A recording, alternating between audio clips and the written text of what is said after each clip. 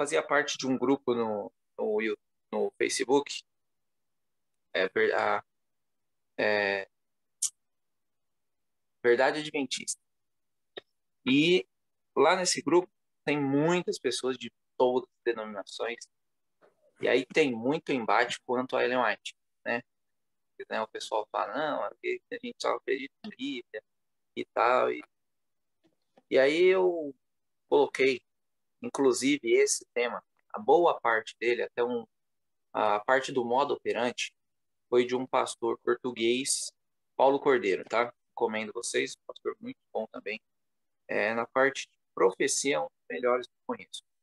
E o Stephen Bohr também é um pastor bom para parte de profecia. Quem quer entender profecia, entender boa parte do santuário, entender Apocalipse, esses pastores vão ajudar bastante no estudo de vocês, tá? E depois, lógico, eu sou uma pessoa que eu gosto, né, de estar assistindo tudo, mas eu nunca fico só naquilo, né? Eu gosto de expandir. Então, eu peguei coisa de 15 slides e vocês vão ver aí que são mais de 50 que eu consegui estudando aumentar isso aí. E a ideia aqui é nós entendermos todos os pormenores, tá? Todas as igrejas que eu fiz esse tema, que, como eu falei para os irmãos, esses 4 temas que nós vamos ter aí durante essa semana, que amanhã nós vamos finalizar, são de um final de semana com Deus que eu fazia em São Paulo, no ano de 2021, né? E todas as igrejas que eu fui tinha pessoas críticas a Ellen White, mesmo sendo adventista, tá? Todas. E sem unanimidade, todas elas ficaram com a pulga atrás da orelha depois desse tema, tá? Então é um tema que, para a glória de Deus, é um tema muito bem explicado, muito bem elaborado. Então vamos tentar deixar isso bem claro através das escrituras sagradas, ok? Então vamos começar aqui. Aí. O que nós iremos estudar aqui de fato? Primeiro, Deus tem um modo operante, tá bom? Deus tem um modo operante que ele não muda. É importante. Nós vamos ler 2 textos já já provando que Deus não muda. Isso é de suma importância para conseguirmos deixar isso bem claro, essa, esse ensinamento que nós teremos aqui. Segundo, se realmente temos como identificar se Ellen White é vida, tá bom? Esse é um dos passos importantes. Terceiro, como identificar falso e verdadeiro profeta. Vamos deixar isso claro. É até bom que os irmãos, se quiserem anotar, seja, né, com papel e caneta, para vocês verem, ou se não, acredito eu que vai para o canal da Ceciane, e aí vocês vejam novamente, para pegar isso, tá bom? Eu tive que estudar muito o mesmo tema, hoje eu sei passar tudo de cor aqui, então vamos, né? Mas antigamente tinha que ficar revendo, tá? Resumo da histórico de Ellen White, vamos falar um pouco sobre a vida dela e por que estudar e defender Ellen White, por que isso é importante, tá? E o último, se precisamos dos escritos dela para a salvação, ok? Então esses são basicamente os 6 tópicos que vamos abordar aqui. Vamos começar então com o texto que eu falei, ok? Malaquias 3, verso 6 diz: Eu, o Senhor, não mudo, por isso vós, filhos de Jacó, não sois consumidos. Aí tem pessoas que vão falar, não, mas o Velho Testamento não serve para nada. Ok, do Novo Testamento, Tiago 1:17, toda boa dádiva, todo dom perfeito vem do alto, e descem do Pai das luzes, em que não há mudança, nem sombra de variação. Ok? Então, deixamos bem claro, tá? A Bíblia diz que nós precisamos de 2 ou 3 testemunhas para cravar uma verdade. Não pode ser um texto só. Então, aqui já mostramos 2, Malaquias, e mostramos Tiago, provando a doutrina do Deus não muda. Ok? Vamos lá, então, para o modo operante de Deus. A partir da premissa que Deus não muda, Deus tem um modo operante, e esse modo operante tem que ser igual em todas as ocasiões. Ok? Deus não muda. Então, o modo operante de Deus também não pode mudar. Bom? Então, vamos ver os 5 pontos desse modo operante. E nós temos 2 pontos na verdade, 3 pontos extras, tá bom? Primeiro ponto crucial. Deus concede uma mensagem a um profeta, tá? Eu vou mostrar todas. Nós temos 5 profecias de tempo na Bíblia. 5, e não teremos mais, ok? Essas 5 profecias de tempo vão entrar nesse modo operante, tá bom? A gente vai mostrar tudo. Só gravem aí os 5 passos cruciais. Depois eu vou mostrar para vocês na prática, usando a palavra de Deus. Segundo, em conexão com essa mensagem, há um período de tempo. Por isso que é 5 mensagens de tempo, tá? Porque tem um tempo profético para se cumprir. Então Deus vai dar uma mensagem e vai falar: daqui tanto tempo vai acontecer isso, ok? Terceiro, a mensagem dada ao profeta não é uma mensagem presente nos seus dias, ou seja, não vai acontecer no dia do profeta, desse profeta aí que teve essa mensagem. Ele vai morrer, ou nós vamos ver aqui, quem pode até ir para o céu, mas ele não vai ver isso aqui da terra, ok? Quarto, quando o período do tempo estiver para finalizar, Deus vai suscitar um novo profeta, cuja mensagem é a mesma que foi dada ao profeta original. Ou seja, ele vai suscitar um profeta e vai dar a mensagem para esse profeta a mesma mensagem que ele deu ao primeiro profeta lá em cima, lá no primeiro tópico, tá ok? E o quinto passo, este segundo profeta, então, ele vai tornar essa verdade presente nos seus dias, ou seja, ele vai viver essa mensagem que Deus deu lá no primeiro profeta, ok? Então, Deus vai chamar um profeta, vai falar que tal tempo isso vai acontecer, esse profeta vai morrer, depois Deus vai suscitar um outro profeta quando estiver próximo de acontecer a profecia, e esse profeta vai viver nos dias da profecia. Esses são os 5 tópicos cruciais. 3 próximos tópicos que também são cruciais, mas são extras do modo operante. Sempre vai sair uma mensagem de juízo a alguém. Alguém vai ser, vai para o julgamento, tá? E sempre vai sair um remanescente. Tá ok? E lógico, como vocês viram aqui, é 2 profetas, não pode ser um profeta sozinho, porque Deus vai mandar uma mensagem a um, esse profeta vai morrer, depois Deus vai suscitar um novo profeta, que vai cumprir a profecia. Então são profetas em dupla, ok? Então esses 5 passos e mais 3. Sempre duplo, profetas duplos, juízo e remanescente saindo daí. Agora vamos para a prática, ok? Vamos para a nossa primeira profecia. A nossa primeira dupla de hoje é Enoque e Noé. Roberto, Enoque é profeta? Vamos lá. Judas 14 e 15. Quem tiver suas Bíblias aí, acho que a gente tem um pouco mais de tempo, eu posso abordar todos os textos, tá bom? Porque na igreja eu não abordo, tá? Eu preciso ser rápido. Então, eu não abordo todos os textos lá, mas eu deixo as referências. Aqui a gente, como tem um pouco mais de tempo, vamos abordar as referências todas. Judas, verso 14 e 15. Diz o seguinte: E também Enoque, o 7º depois de Adão. Lembrem do 7 perfeito, hein? Destes profetizou, dizendo: Eis que é vindo do Senhor com 10.000 de seus santos, para fazer juízo contra todos e convencer todos os ímpios entre eles, porque todos os seus atos impiedosos, que impiamente cometeram, e por todas as duras palavras que os ímpios pecadores disseram contra ele. Ok? E aí, vocês lendo o restante, vai ficar claro que Enoque profetizou o dilúvio. Ele anunciou a Deus que viria um juízo contra todos, contra os pecadores pelas suas iniquidades. Ele também, que o juízo tinha aplicação dupla, tanto para os antediluvianos como para nós aqui no tempo do fim. Ok? Isso é importante também. A mensagem dada a Enoque não se cumpriu nos seus dias, até porque Enoque foi pro céu. E, em conexão com a mensagem dada, Enoque havia uma profecia cronológica com o nome de Metusalém. Aqui é importante, irmãos. Vamos lá. Como eu disse aos irmãos, Deus não muda.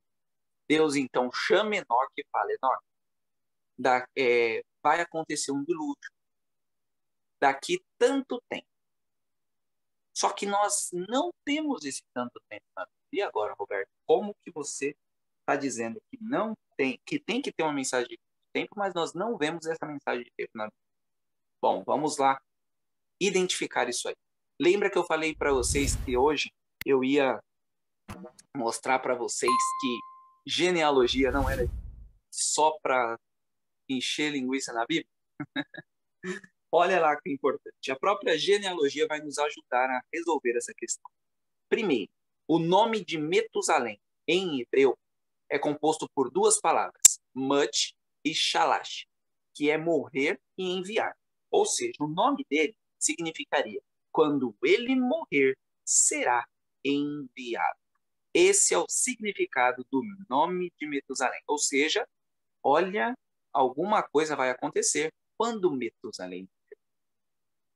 Metusalém morreu baseado-se na tradição judaica 10 dias antes do início do dilúvio, ou seja, 3 dias antes da porta se fechar. Tá, ok? Isso, com certeza, foi uma misericórdia de Deus aí a Enoque e até o próprio Metusalém, né? E nós não podemos ficar com a tradição judaica, tá? Porque ela é extra, né, a palavra de Deus. Não temos certeza se foi Deus que falou realmente isso. Então, vamos para a tal da genealogia. Olha que interessante, meus irmãos. Nós temos aqui os 7 primeiros, né, antes do dilúvio. Os 7 primeiros patriarcas.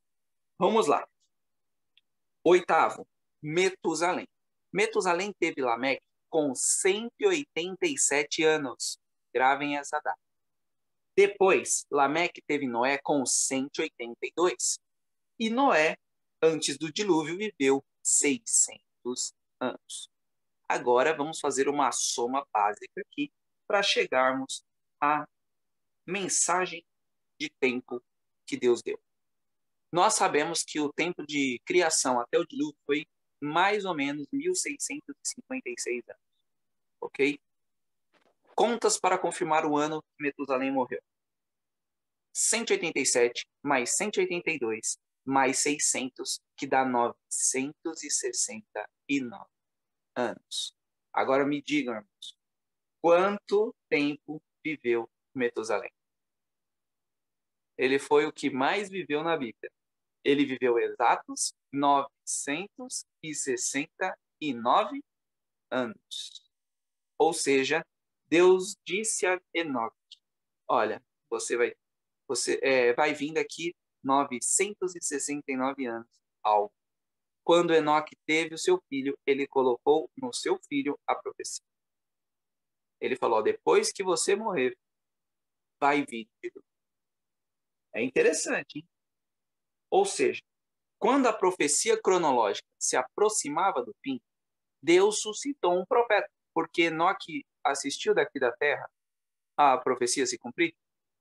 Não, ele foi transladado, ou seja, não teve como ele ficar. Tanto que, em Verdade sobre os Anjos, eu tenho um capítulo sobre Enoque, que diz que o pessoal ficou procurando Enoque e não achou. E aí eles chegaram à conclusão de que realmente Deus o levou. Então, Enoque não viu nada daqui. Então, Deus suscita Noé, que é a dupla, lembra? Tinha que formar a dupla. E isso está lá em Gênesis 6, 8 e 9. Mas Noé encontrou graça aos olhos do Senhor. Estas são as gerações de Noé. Noé foi um homem justo e perfeito na sua geração. E Noé andava com Deus.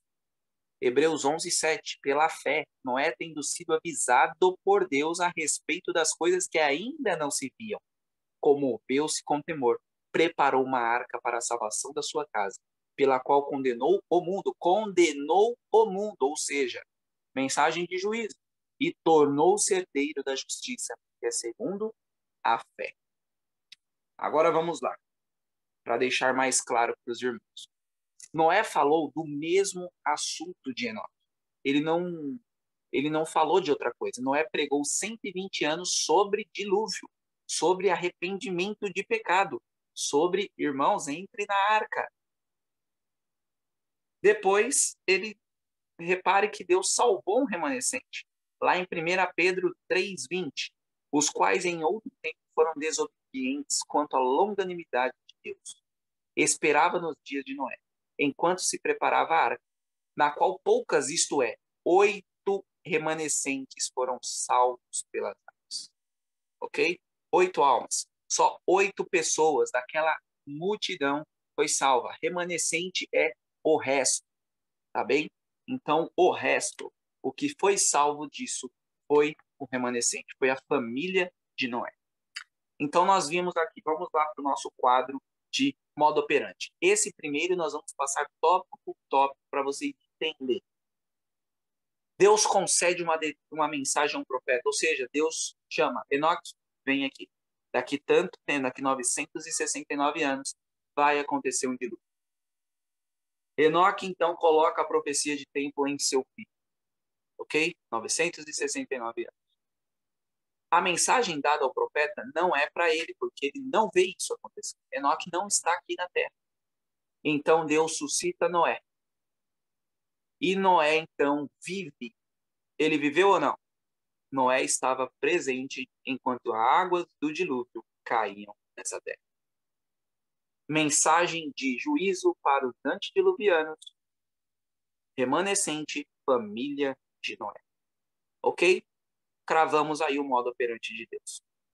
Roberto, será que esse modo operante se sustenta? Vamos ver. Segunda dupla nossa de hoje. Abraão e Moisés. Abraão foi um profeta. Abraão aí em Gênesis 20, verso 7.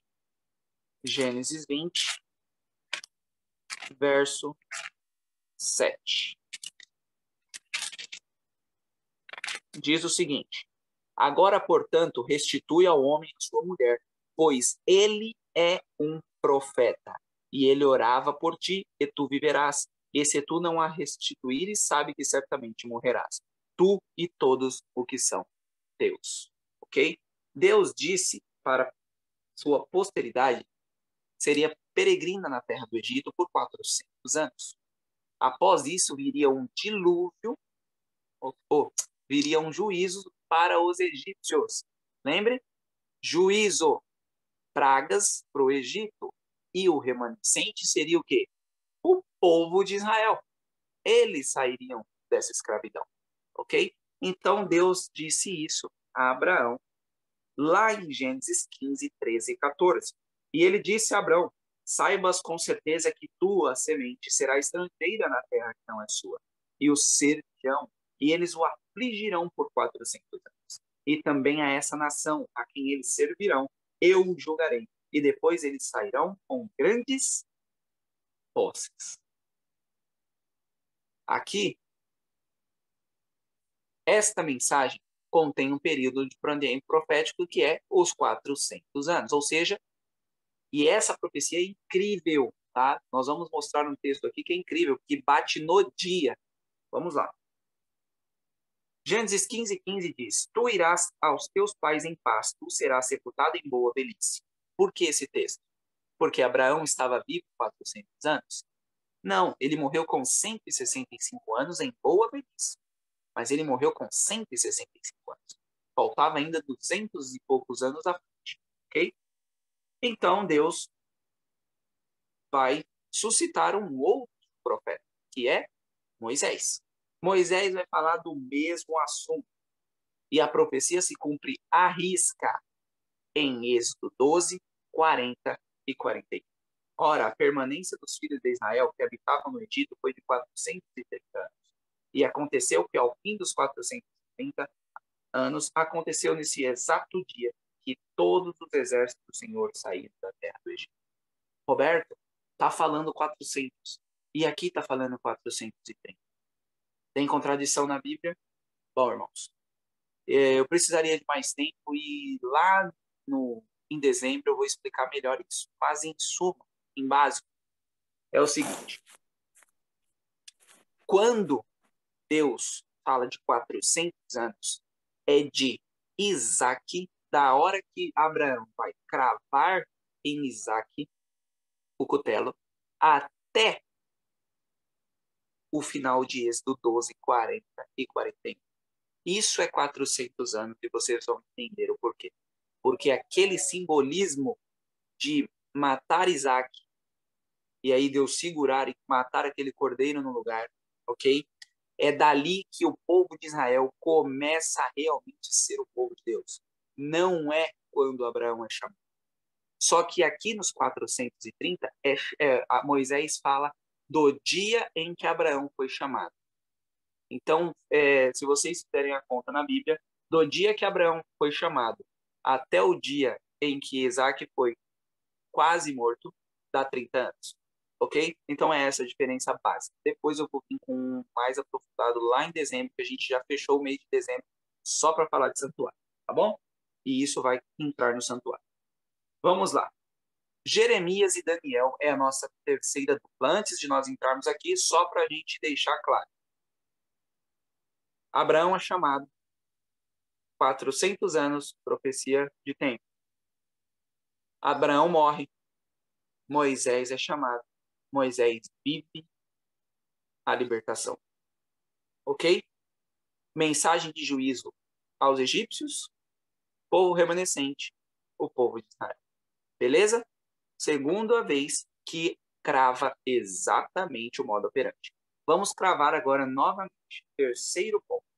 Jeremias era profeta? Vamos lá para Jeremias 1, verso 5. Abre suas Bíblias aí em Jeremias 1, 5, que diz: Antes de que te formaste no ventre, eu te conheci. E antes que saíste do útero, eu te santifiquei. E te ordenei como profeta para as nações. Ok? Então, Jeremias era profeta. Ele predisse que Judá iria cativeiro para a Babilônia por um período de 70 anos. Então, 70 anos e Judá iria para cativeiro na Babilônia. Ok? Então, com isso, é a mensagem de tempo. 70 anos. Ok? Então, primeiro tópico, Deus chama Jeremias e fala 70 anos, o povo vai ficar cativo. Quando os 70 anos se cumprirem, quase, né? Deus levantaria um juízo contra a Babilônia e libertaria o remanescente da escravidão. Ou seja, o remanescente era aquele povo que voltou para Jerusalém, com Zorobabel e Josué, tá? Não é o mesmo Josué de Moisés, tá ok? Jeremias 25, 11 e 12 prova o que eu estou te dizendo. E esta terra inteira será desolada, e um assombro, e essas nações servirão ao rei da Babilônia por 70 anos. E acontecerá que quando 70 anos forem completados, eu punirei o rei da Babilônia. E aquela nação, diz o Senhor, pela sua iniquidade, e a terra dos caldeus, e a farei desolações perpétuas.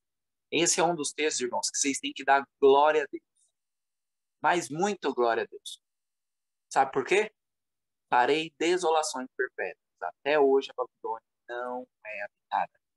Isso prova que o Deus que eu e que você serve é verdadeiro.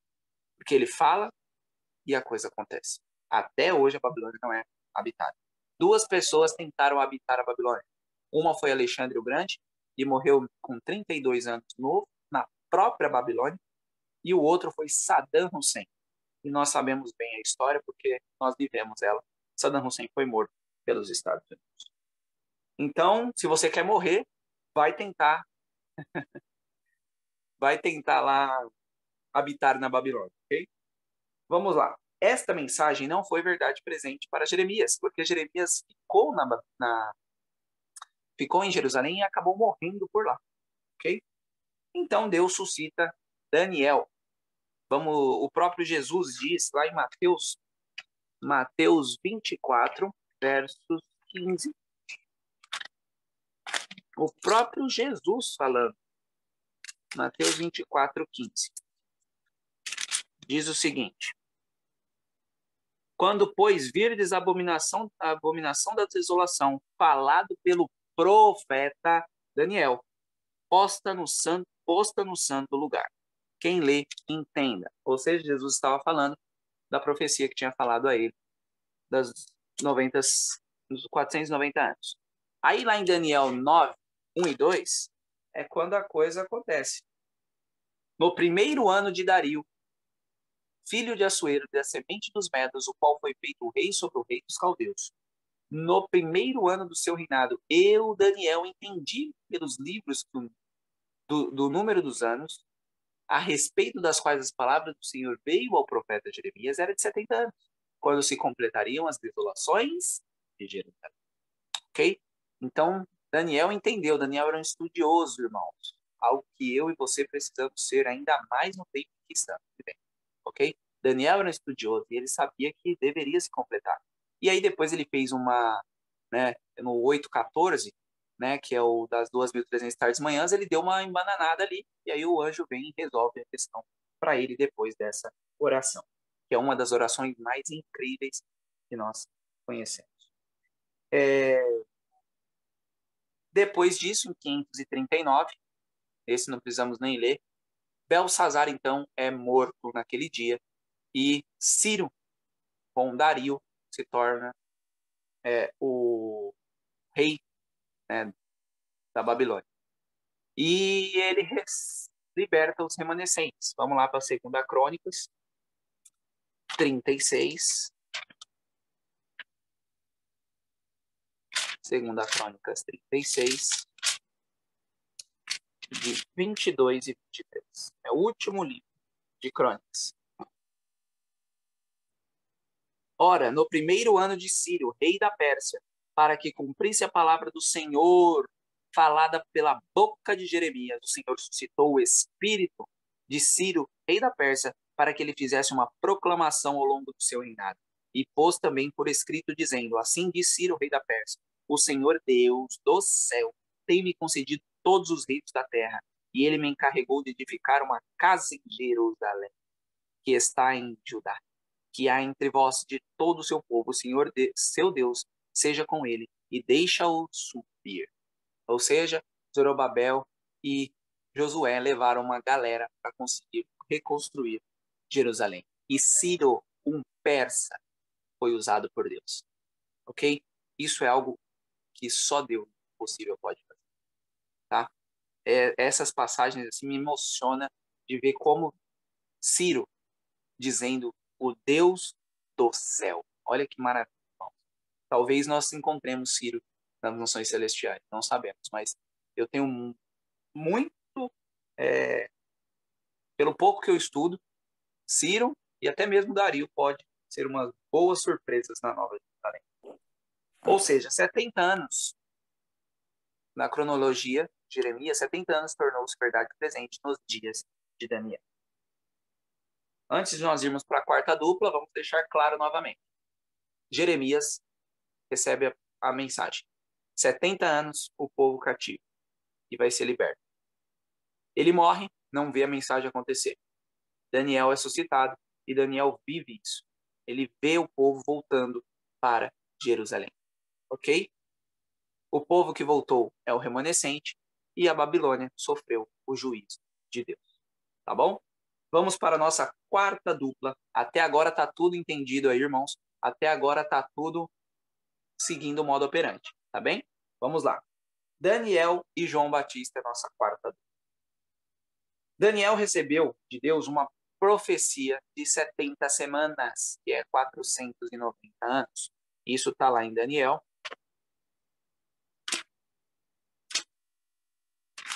Daniel. Maravilhoso o livro de Daniel. Daniel 9, 24 a 27. Diz o seguinte: 70 semanas são determinadas sobre o povo, sobre a tua santa cidade, para terminar a transgressão e pôr um fim nos pecados, e fazer reconciliação por causa da iniquidade, e trazer a justiça eterna e selar a visão e a profecia, e para ungir o Santíssimo. Isso aqui é importante, viu? Nós vamos ver mais à frente também. Saiba, portanto, e entenda que desde a saída do mandamento de restaurar a reconstrução de Jerusalém até o Messias, ou seja, até Ciro, desde Ciro deixou, depois veio o outro, e aí veio o Assuero para Artaxerxes, no caso, para realmente contar isso aqui. restaurar Jerusalém. Até o Messias, o príncipe, serão 7 semanas, e 72 semanas a rua será construída novamente, e o muro, mesmo em tempos tenebrosos. Ok? Aí vem, e após 72 semanas o Messias será cortado, porém não por si mesmo. O povo príncipe que virá destruirá a cidade e o santuário, e o seu fim será como uma inundação. E até o final da guerra de desolações que estão determinadas. E ele confirmará o pacto por uma semana, e no meio da semana fará cessar o sacrifício e a oblação, e pela disseminação das abominações ele o desolará, até a consumação, e aquilo determinado será derramado sobre o desolado, que é o nosso querido Estevão. Bom, quem indicava o tempo que tinha que arrepender? Então, 490 anos foi o tempo cronológico da profecia para o povo se arrepender de todos os erros que estavam cometendo. A partir do decreto da restauração da cidade de Jerusalém, Esdras, e lembra do tal de Neemias 444, né? Esse povo aí conseguiu fazer uma restauração e conseguiu o decreto. O terceiro decreto é o que conta, tá bom? Algo interessante é que Daniel 10:2 se refere a dias no hebraico e Daniel 9 a anos, ok? Então, ó, em Daniel 2 diz: naqueles dias eu, Daniel, estava pranteando por 3 semanas, ou seja, 21 dias literais. Daniel 9 anos para 70 anos, 490 anos, porque é profético, ok? Então, o próprio dia na Bíblia é diferente. O dia que está em Daniel 10:2 é Yom, que é o mesmo dia de 24 horas de Gênesis. E o de Daniel 9 não é Yom. É outra palavra, ou seja, só de ler a palavra em hebraico já dá para você diferir anos de dias, ok?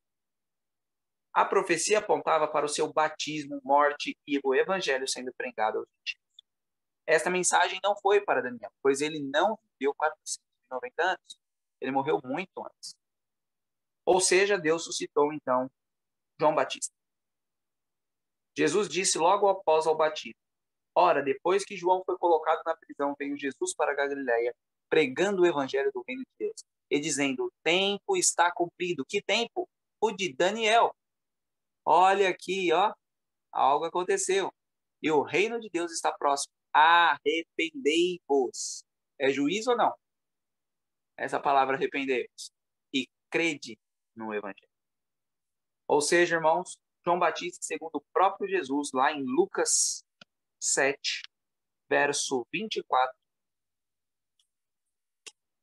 Lucas 7,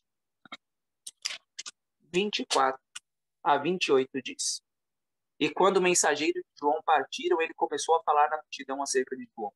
O que foste ver no deserto? Uma cana agitada pelo vento? Mas o que foste ver? Um homem trajado de roupas delicadas? Eis que aquele que veste roupas esplêndidas e vive em delícias estão nos tribunais reais. Mas o que foste ver? Um profeta? Sim, eu vos digo, e muito mais do que um profeta. Este é aquele a quem está escrito: eis que eu envio o mensageiro diante da sua face, que prepara diante de ti o teu caminho. Irmãos, gravem esse texto. Mais que um profeta, ok? Gravem ele, que já já a gente vai falar um pouco sobre ele. João Batista também proclamou uma mensagem de juízo, lá em Mateus 3. Volta um pouquinho aí. Mateus 3, 10 a 12. E também agora está posto o machado à raiz das árvores, pois toda árvore não produzindo fruto bom é cortada e lançada no fogo. Eu realmente vos batizo com água para o arrependimento, mas aquele que vem depois de mim é mais poderoso do que eu, cujos calçados não sou digno de carregar. Ele vos batizará com o Espírito Santo e com fogo, cuja joeira está em sua mão. Ele limpará minuciosamente a sua eira e recolherá no celeiro o seu trigo, mas queimará a palha no fogo inextinguível. Ou seja, uma mensagem de juízo. Gente, quem está vindo aí, vocês precisam ouvir e acreditar. Ok? Senão, infelizmente, vão para o fogo. A sua mensagem estava inteiramente centrada no Messias. Assim como as 70 semanas também estava centralizada. E aí tem todos os textos, né? O próprio 3:11, onde ele fala que não conseguia nem desatar, nem segurar o calçado. Lá em João 1:6-8, que diz o seguinte: houve um homem enviado por Deus cujo nome era João. Ele veio como testemunha para dar testemunho da luz, para que todos os homens através dele pudessem crer. Ele não era aquela luz, mas foi enviado para dar testemunho da luz. Eu e você somos a mesma coisa. Nós não somos a luz, mas nós damos testemunho da luz que é Cristo. Ele não era luz, mas foi enviado para dar luz ao testemunho da luz. Gravem esse texto. Verso 26 e 27. Do mesmo 1 João diz o seguinte: João lhes respondeu dizendo: eu batizo com água, mas entre vós há quem vós não conheceis. Este é aquele que vem após mim, que antes de mim, cujo calçado eu não sou digno de desatar as correias. Essas coisas acontecerão em Betabara, além do Jordão, onde João batizava. Verso 29. No dia seguinte, João vê Jesus vindo até ele e diz: eis o Cordeiro de Deus que carrega o pecado do mundo. Verso 31 e 34. E eu não o conhecia, mas para que ele fosse revelado a Israel, por isso vim batizando com água. João testemunhou dizendo: eu vi o Espírito descer do céu como uma pomba e permanecer sobre ele. E eu não o conhecia, mas aquele que me enviou para batizar com água, este disse para mim: aquele sobre quem vires descer o Espírito e sobre ele permanecer, este é o que batiza com o Espírito Santo. E eu vi, e testemunhando de que este é o Filho de Deus. Ou seja, tudo estava centralizado em Cristo, irmãos. Tudo, tudo. Lucas 1:17. Só para nós finalizarmos aqui esse ponto. E irá diante dele no espírito e no poder de Elias, para converter os corações dos pais e filhos, e os desobedientes à prudência do justo, tornando pronto um povo preparado para o Senhor. Ok? Então nós vemos aí que isso tudo estava centralizado em Cristo. João Batista transformou a verdade presente lá de Daniel em seus dias. Ele viu Jesus. Ok? Durante essa última semana, Jesus também escolheu a sua igreja. Romanos 11:5. Romanos 11:5 diz o seguinte: assim também, no tempo presente, há um remanescente de acordo com a eleição da graça. Capítulo 9, versos 6-8. Não, porém, que a palavra de Deus tenha perdido seu efeito, porque nem todos que são de Israel são israelitas. Nem por serem a semente de Abraão são todos filhos, mas em Isaac será chamado a sua semente. Esse texto é o texto que dá uma ajuda para entender os 430 anos, ok? Ó, não é Abraão, é semente de Isaac. Isto é o que são filhos da carne. Esses não são filhos de Deus, mas os filhos da promessa são considerados como semente. Porque esta é a palavra da promessa. Porque este tempo eu virei, e Sara terá um filho. Ok? E lá no verso 2, 28 e 29, capítulo 2, 28 e 29 diz: porque não é judeu o que é exteriormente, nem é esta circuncisão que é exteriormente na carne, mas é judeu o que é no interior. E a circuncisão é a do coração, pelo espírito e não pela letra, cujo louvor não é de homens, mas de Deus. Ou seja, Deus deixou uma igreja cristã, um núcleo, tá? E isso está bem categorizado em Atos 1 e 2. Vamos lá. Antes de nós adentrarmos aqui na última profecia de tempo, nós vimos 4 profecias. Enoque e Noé, Abraão e Moisés, Jeremias e Daniel, Daniel e João Batista. 4 profecias. Na de Daniel e João Batista, Daniel é chamado, disse que é 490 anos. Daniel morre antes disso acontecer. João Batista é levantado. João Batista vê Jesus.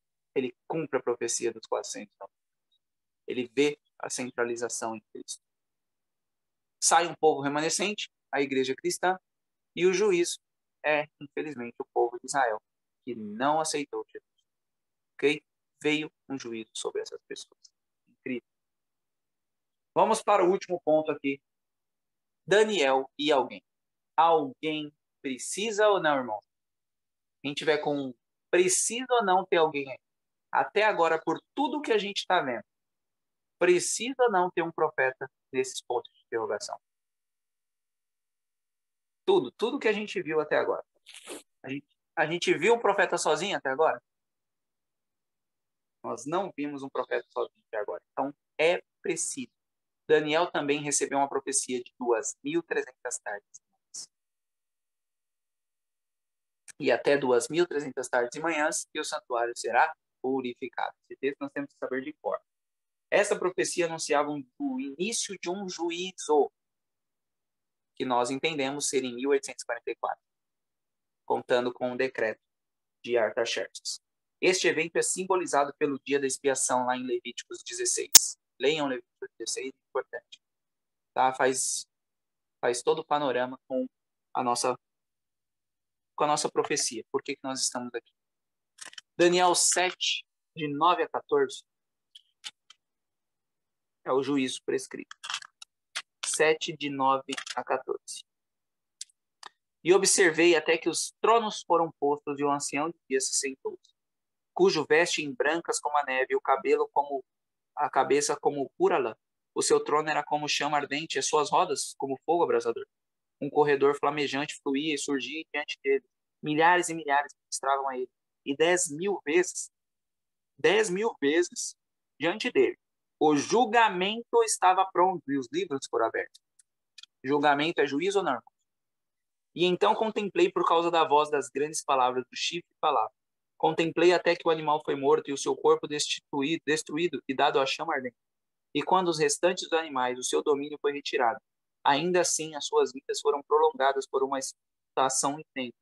Eu vi nas visões noturnas, eis que uma semelhante ao Filho do Homem veio como nuvem do céu, e veio até o ancião de dias e trouxe-no diante dele. E foi-lhe dado domínio e glória e um reino, para que todo o povo, nação e língua servisse. O seu domínio e o domínio eterno, o qual não passará, e o seu reino, o que não será destruído. Esse é justamente os selos, tá? É quando Jesus vai receber os selos da mão de Deus, ok? É a entronização. Aqui Daniel está falando sobre o que João fala em Daniel, em Apocalipse 4, 5 e 6, ok? Então vamos lá.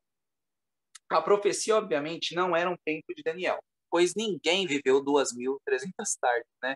Nunca ninguém viveu 2.300 anos, tá? Aí tem alguns textos aí. Deixa eu ver o tempo aqui. Tenho que correr, irmãos.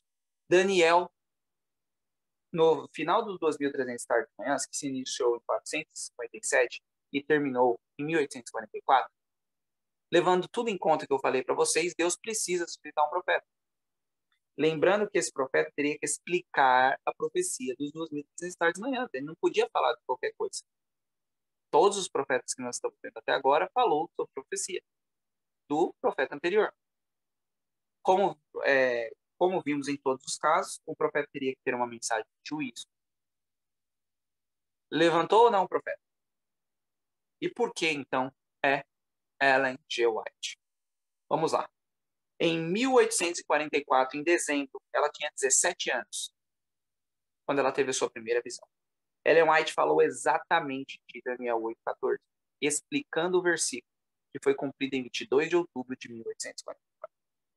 Este versículo foi cumprido quando Cristo passou para o Santo para o Santíssimo. Ela falou do mesmo assunto que Daniel 2.000 anos antes. E ela nunca teve contato com Daniel. A sua mensagem também serviu de guia para a igreja remanescente, as que guardam os mandamentos de Deus e têm o testemunho de Jesus. Apocalipse 12, verso 17. Por que Ellen White não falou de outro assunto? Simples. Ela estava seguindo o modo operante de Deus. Se nós vimos até agora que o modo operante de Deus não muda, ele seguiu 4 vezes o modo operante. Ele vai mudar no 5º, irmão. Não é interessante que surgiram vários profetas? Satanás ficou muito irado que Deus ia suscitar um profeta. Os Mormons tiveram Joseph Smith. A Testemunha de Jeová, Charles T. Russell. A Cientologia Cristã, Mary Beck Eddy. O Espiritismo, as Irmãs Fox. Também tivemos o pentecostalismo com Margaret MacDonald, o evolucionismo e um dos piores, Charles Darwin. Depois desse homem, tudo começou a desmoronar. O marxismo com Karl Marx. Obviamente, Satanás estava muito preocupado em saber que Deus estabeleceria o seu povo remanescente. E suscitou vários profetas para deixar isso mais difícil. Só que o único profeta que falou de 2.300 tardes e manhãs foi Ellen G. White. Ok? E ela não foi a primeira. Deus chamou 2 profetas anteriores. Um era negro, e se vocês acham que tem racismo hoje, experimente viver na época de Ellen White. Ok? E ele não quis. Deus até deu umas profecias para ele, mas ele não quis ser profeta, como Ellen White foi, porque ele sofreria muito. E o outro, ele simplesmente aceitou a mensagem, mas depois voltou atrás. Inclusive, tem uma história que conta que esse homem viu Ellen White tendo essa primeira visão. Ele passou na rua num momento e ele saiu gritando: essa é de Deus. Porque ele lembrou que Deus fez ele esquecer da mensagem. E depois, quando ele viu Ellen White falando, ele lembrou da mensagem que Deus tinha passado a ele. Ou seja, ela era a pior pessoa no mundo para ser profeta. Não tinha escolaridade, tinha acabado de sofrer um acidente que, tipo, acabado assim que eu digo, 10 anos antes, ela tinha sofrido um acidente que quase a matou e era mulher, o que na época era algo, ninguém dava ouvido para mulher na época, tá? Foi poucos anos agora que começou-se a mulher ter como votar, como fazer muitas coisas. E em países até hoje, a mulher não tem voz para nada, inclusive no país oriente, ok? Os orientais. Então, a Ellen White sofreu um acidente que quase a matou com uma pedra no rosto, tá? Ela estava correndo com uma menina, porque os pais de Ellen White não eram adventistas, mas eram pais que serviam a Deus. Então, eles sempre diziam a Ellen White que nunca era para revidar nada, tá? Então, para não revidar, correram e ela olhou e acabou sofrendo uma pedrada. Os pais de Ellen White faziam culto, tá? Em casa. E isso está tudo no Testemunhos para a Igreja, do capítulo 1 ao 15, fala só sobre a história de Ellen White. E eu li, eu terminei agora faz 15 dias esse primeiro Testemunhos para a Igreja. E, irmãos, que livro. Eu fiquei com muita. Eu falei, Senhor, como uma mulher sofreu tanto? Eu não sofri a unha do pé do que Ellen White sofreu. Tá? Leiam os 14, os 15 primeiros capítulos. A mulher sofreu demais. Era metodista, mas após ouvir Miller, a sua família aceitou a mensagem e foram expulsos da igreja. 17 anos quando ela teve a sua primeira visão em dezembro de 1844. Ela era a menor, tá? Exatamente o que Deus queria. Ela sempre trabalhava com os que parecem fracos, ok? Então, se você se acha fraco, você acha que você é uma pessoa que não sabe fazer, não tem dom, é você que Deus está querendo, ok? Ellen White escreveu 49 livros. É a escritora mais traduzida do mundo. Uma adventista do sétimo dia. É a pessoa mais traduzida no mundo. Tá? Seus compilados chegam a 150 livros em inglês, cerca de 90 para nós. Tá? Ellen White. Segunda Crônicas 2:20 diz: ouve-me ajudar, e vós, habitantes de Jerusalém, crede no Senhor vosso Deus, assim sereis estabelecidos. Crede nos seus profetas e prosperareis. Como identificar um profeta verdadeiro? Temos 5 pontos. Primeiro, o profeta tem que confessar que Jesus vem em carne. Eu vou dar uma adiantada aqui, tá, irmão? Segundo, pelos seus frutos conhecereis. O profeta tem que ensinar e praticar a Bíblia. Terceiro, o profeta em visão perde toda a sua força e não respira. Quarto, o profeta tem que profetizar e acontecer. Isso é o óbvio. Mas temos que tomar cuidado com a condicionalidade. Às vezes tem um se lá. Omitem esse se para dizer que Ellen White é falsa, tá? Então, é importante isso. Quinto, o profeta é aquele que guia o povo em tempos de crise. É para isso que Ellen White foi suscitado, irmão. Não foi só para ser profeta. Um profeta tem que guiar o povo todas as vezes. Deus nunca teve, em toda a história bíblica, um povo sem profeta. Ok? Sempre esse povo teve um profeta. Não seria diferente com os adventistas do sétimo dia. Agora vamos ver se Ellen White cumpre. Primeiro, falar que Deus veio em carne. Aos olhos do mundo não possuía beleza para o que eu desejasse, e não obstante era o encarnado Deus. A luz do céu na terra, sua glória estava encoberta, sua grandeza e majestade ocultas, para que pudessem atrair a si os tentados sofredores. Isso está em Desejar de Todas as Nações, 11, parágrafo 5º. E esse é um dos textos, tem muitos, tá? Mais de 1000 textos que ela mostra falando de Jesus. Segundo, tem que falar que a Bíblia é tudo. A Bíblia e a Bíblia tão só deve ser nosso credo, o único lado de união. Todos os que se submetem a essa santa palavra estarão em harmonia entre si. Defrontemos toda oposição com o mestre fez, o mestre dizendo, está escrito, ergamos o estandarte na qual está escrito, a Bíblia é nossa regra de fé e disciplina. Mensagens escolhidas, 416, segundo parágrafo. Tem mais de 3.000 textos de Ellen White incentivando o estudo da palavra de Deus e dizendo que a Bíblia é nossa regra de fé. Terceiro passo. Perde-se a força. Quando eu fui ao Colorado, me achava tão preocupada por vós que minha paquete teve muitas partes para serem lidas na campanha. Fraca e fremente, ergui-me 3 horas da manhã para vos escrever. Deus falava por intermédio da arte. Ou seja, irmãos, aqui é um dos textos, mas tem vários textos. Inclusive tem um que Ellen White segurava uma Bíblia. Essa aqui, que é a King James Fiel 1611, era a Bíblia de Ellen White, só que essa aqui é pequena perto da dela. E ela segurou por 4 horas a Bíblia, apontando o texto e lendo, ok? Então, eu faço o desafio para os irmãos. Peguem a Bíblia mais fina que você tem aí e fique quanto tempo vocês aguentar com a Bíblia levantada, ok? Isso é só poder de Deus. E ela não respirava. Eles fizeram vários testes e Ellen White cumpria esse requisito. Tem que profetizar e acontecer. Lá em Testemunhos para a Igreja 3, página 564, diz que o tabagismo e o alcoolismo se tornariam algo catastrófico. Na época de Ellen White era baixo o nível disso, ok? Eles tomavam uma cálicezinha de vinho ou de algo e o tabagismo nem sequer pensavam ser resistência ainda, tá? E olha aí o que aconteceu. Ondas elétricas magnéticas. Inclusive, nós não conseguimos andar um quarteirão sem uns 3 barcos ou alguém fumando na rua. Ondas elétricas magnéticas. Quando Ellen White falou isso, ela era louca na época dela, tá? E hoje está mais do que provado pela ciência. Nosso cérebro funciona com ondas elétricas magnéticas. Benefícios do Sol. A pandemia deixou bem claro o que em Ciência do Bom Viver, página 220, nos diz que o Sol tinha muitos e muitos benefícios. Queda das Torres Gêmeas. Testemunhos Seletos 3, página 281 e 282. Coloquem no noticiário do dia e leiam Testemunhos Seletos. É incrível. Segunda Guerra Mundial. Testemunhos Seletos 1, página 87. Também é incrível vocês verem as fotos na internet e verem Ellen White escrever. É incrível. Espiritismo. Na época de Ellen White, isso aqui era uma fantasia. Hoje, eu conheço muitos espíritas. Só em minha volta. Ok?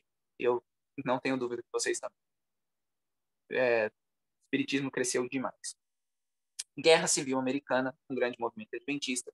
Página 287, Ellen White também predisse essa Guerra Civil Americana. E ela também aconteceu. Ok? Apocalipse 12, verso 17 diz: O dragão irou-se com a mulher e foi fazer guerra ao remanescente da sua semente, os que guardam os mandamentos de Deus e têm o testemunho de Jesus Cristo. Apocalipse 19, 10. Adora a Deus porque o testemunho de Jesus é o espírito de profecia. Luz menor que leva a luz maior. Eu tinha falado para a irmã ter colocado um hino do Inário Novo, que é o hino 280. Depois vocês deem uma lida lá. Não sou muito adepto a esse Inário Novo, porque eles mudaram muito a melodia. Mas tem esse texto, e o pior de tudo é que esse além da melodia não estar bem com o que eu acredito, também a letra está errada. Tá? Por quê? Vamos lá. E apareceu uma grande maravilha no céu.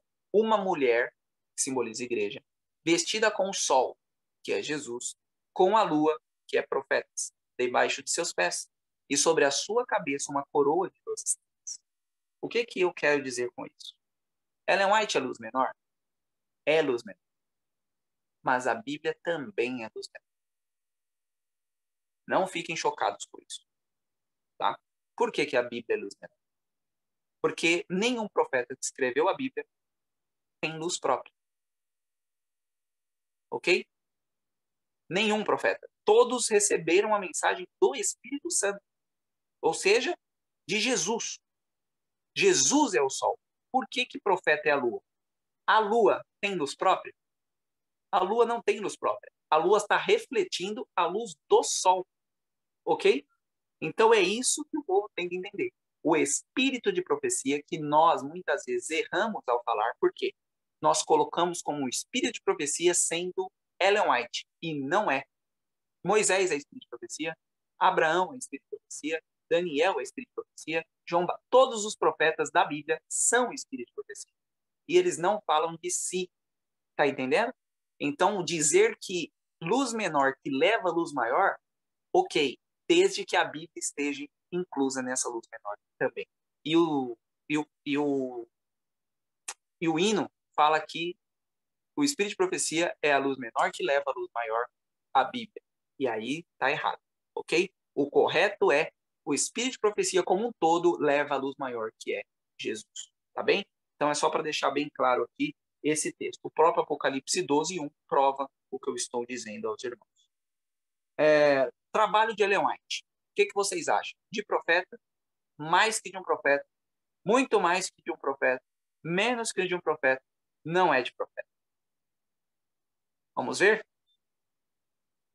Mensagens Colinas, volume 1. Por que não tenho eu reivindicado ser profetisa? Porque nesses dias muitos que ousadamente pretendem ser profetas são opróbrio à causa de Cristo.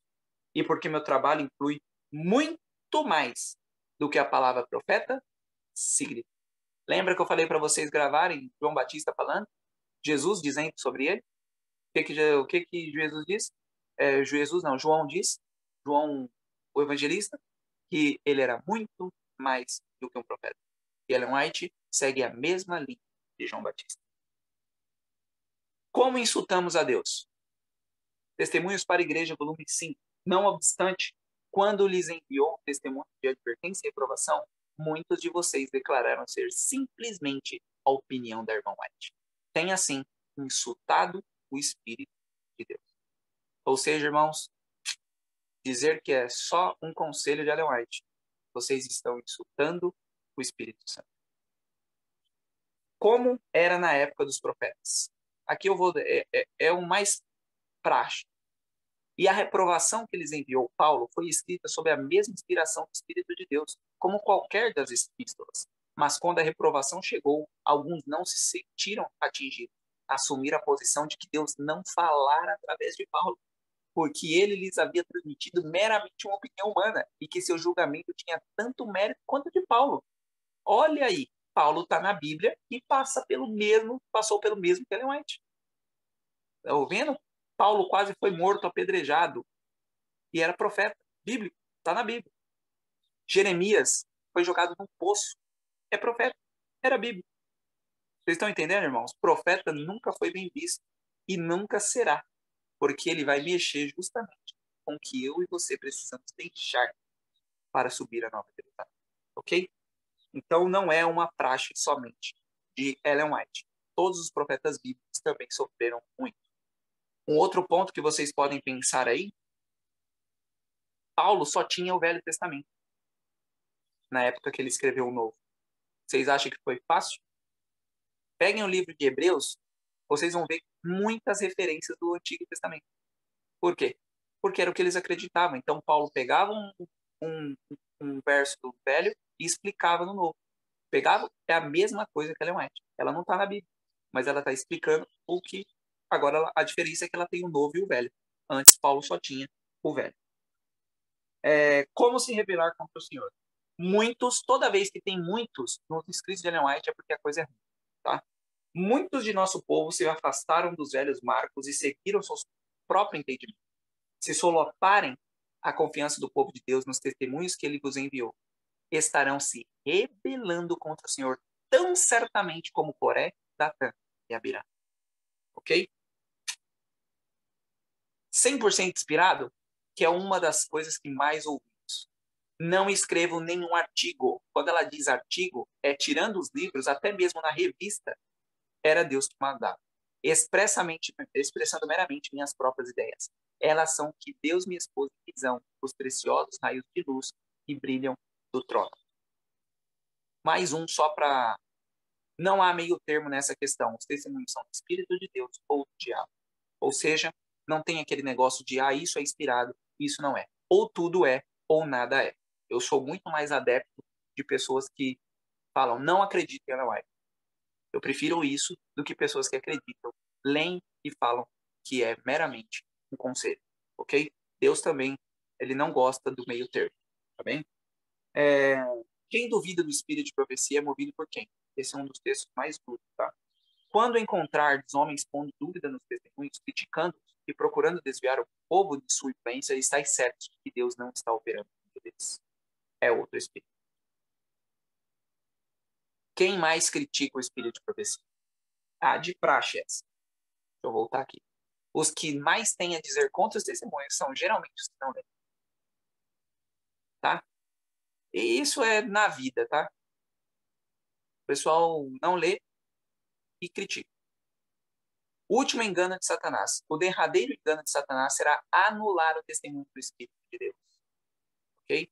E ele já está fazendo isso. Tanto na nossa igreja, anulando o Espírito de profecia da irmã White, vamos falar da, porque né, é o mais atingido. Pessoas já estão anulando a Bíblia. Tem pessoas que estão pregando que você só precisa amar e não precisa guardar nada. Tá? Tem pessoas famosas no nosso meio que estão se rebelando contra a própria palavra de Deus. Então é o que eu falei para vocês. Primeiro eles eliminam Ellen White, depois está eliminando a Bíblia, já são ateus. Tomem cuidado contra isso. Se o grego e o hebraico falam uma coisa e a Ellen White fala outra, o que eu cito? A falsa ciência é um dos meios que Satanás se serviu nas cores celestiais e dela se serve ainda hoje. Ok? Eu conheço vários pastores de outras igrejas que entendem muito mais de grego e hebraico que nós, adventistas.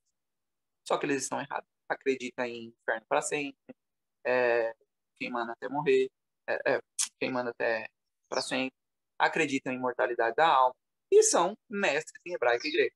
Ou seja, o espírito de profecia é muito melhor do que a ciência. O que falta para Cristo voltar? Já estamos ferrando. Quando Cristo guarda com fremente desejo a manifestação de si mesmo em sua igreja, quando o caráter de Cristo se reproduzir perfeitamente em seu povo, então virá para reclamá-los como seus. E esse texto é um dos textos mais bonitos e que mais me faz pensar, Senhor, quando isso acontecer? Vai acontecer, porque nós muitas vezes não vemos perspectiva. E como ser humano, eu olho as nossas igrejas e falo, o Senhor é Deus impossível. Mateus 12:30. Não pode servir a Deus e mamão. Ou estás totalmente ao lado do Senhor ou do lado de Satanás. Não tem como. É totalmente, olha o texto, totalmente. Não tem como eu estar meio com Deus e meio com Satanás. Quem não é comigo é contra mim. E quem comigo não junta, espalha. Ok? Então, basicamente, é isso, tá? Que eu queria dizer para vocês. Seus escritos nos abrem a luz para entender melhor a Bíblia, tá? Como eu disse a vocês, quando eu fiz a série Conflito, eu entendi muito a Bíblia. Eu não entendi a Bíblia, por isso não gostava de ler. A partir do momento que você consegue entender, vai começando a gostar e vai começando a estudar. Sem Ellen White não existe adventismo, porque foi ela que explicou o adventismo. Se não tem Ellen White, não tem como explicar o adventismo e nós estamos aqui fazendo o quê? Então, a adventista que diz que não acredita em Ellen White é uma coisa para nós estudar, tá? Porque se ela explica, ninguém mais. Tudo começou com ela explicando. Como que se eu tiro ela da equação, eu vou entender o que é adventismo? Não tem como. Ellen White não salva. Assim como eu ter virado vegetariano, ou como eu ter parado de jogar videogame, ou como eu ter parado de falar palavrão, nada disso me salva. Mas se não lermos os escritos, podemos, infelizmente, ficar para trás quando Cristo voltar. Ok? Porque é como a Bíblia. Se eu não estudo a palavra de Deus, eu posso ficar para trás. Da mesma forma, os escritos do irmão White. Antigamente, nós tínhamos desculpa. Ah, é muito caro os livros. Bom, agora temos o EGW Iritins 2, um app gratuito com quase todos os livros lá. Tá? Ah, não consigo ouvir, eu sou surdo. Eu não consigo ler, sou cego.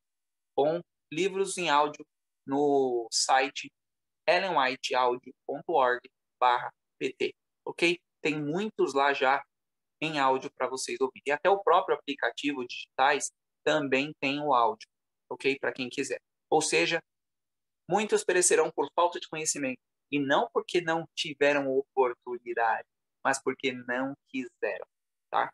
Então é diferente. Nós vamos ser pegos por falta de conhecimento, porque nós não estamos estudando o que Deus nos revelou.